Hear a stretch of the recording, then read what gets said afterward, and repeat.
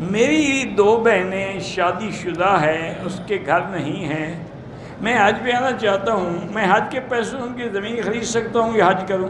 میرا بھائی اگر آپ پہ حج فرض ہے تو پہلے حج کرو۔ اگر آپ کے پاس پیسہ ہے، آنے جانے کا خرچہ ہے، پہلے حج کرو۔ بہنوں کے مکان بن جائیں گے، ساری دنیا کے جتنی آپ کے ملک میں رہتے ہیں سب کے پاس مکان ہے، یہ تو کوئی نصیب والوں کے پاس ہے۔ یعنی آپ حیران ہوں گے کہ میں ایک دفعہ بمبئی ایئرپورٹ پہ اترا تو اب دیکھیں کہ بمبئی جیسا شہر، لیکن وہاں ایئرپورٹ کے قریب سے لے کر میلوں تک جھوپڑ پٹی ہے، سب جھوپڑیوں میں رہتے ہیں، وہ بھی تو لوگ ہیں، اور میلوں تک ہے، یہ نہیں ہے کہ 10 20 50 100 جھوپڑی ہوگی۔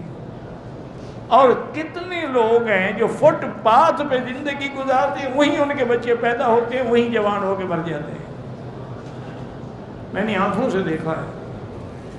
تو گھر ہونا کوئی ضروری تو نہیں ہوتا۔ ایک لڑکے اور لڑکی نے نکاح سے پہلے زنا کیا تھا تو گناہ گار، بالکل گناہ گار ہے۔ بعد میں نکاح کرو تو بعد میں کیا نا، پہلا گناہ تو ان کے ساتھ ہے نا، اس سے دونوں توبہ کریں۔ اللہ تبارک و تعالی غفور ہیں، معاف کرنے والے ہیں، اللہ معاف کر دیں گے۔ میری شادی کو 5 سال ہو گئے ہیں، میرے خامن جو ہیں وہ باہر کسی ملک میں ہیں، میں اپنی ماں کے گھر میں رہتی ہوں، کیا میں اپنے سسرال جا سکتی ہوں؟ جا سکتی ہیں، لیکن اس شریف آدمی سے کہیں نا کہ تم 5 سال سے باہر بیٹھے ہو تو میں کیا کروں، یا مجھے طلاق دو یا میرے حقوق ادا کرو۔ تم لوگ خود تو برداشت کرتے ہو، اسی سے پھر گناہ ہوتے ہیں۔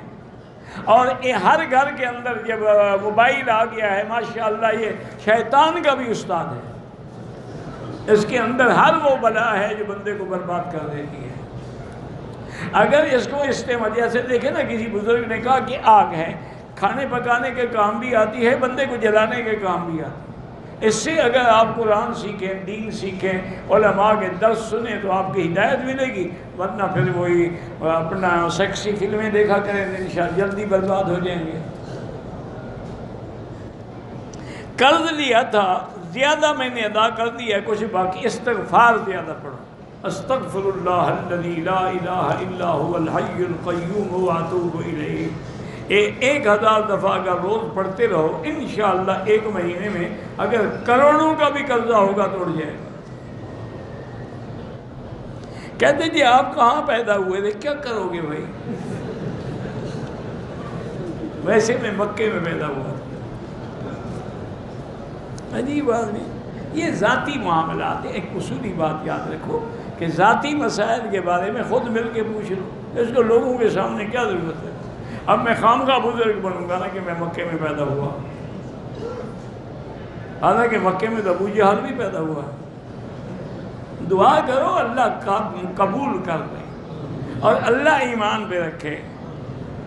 لوگ کہتے ہیں حضور کا سایہ نہیں تھا، انہوں نے حضور کو دیکھا تھا، جھوٹ بولتے ہیں۔ حضور بشر تھے، انسان تھے، جیسے ہر انسان کا سایہ ہے، حضور کا بھی سایہ تھا۔ جب میں نماز کا ارادہ کرتی ہوں دل میں وسوسے آتے، کوئی بات نہیں، جب اللہ نے معاف کر دیا ہے تو تم کیوں فکر کرتی ہو؟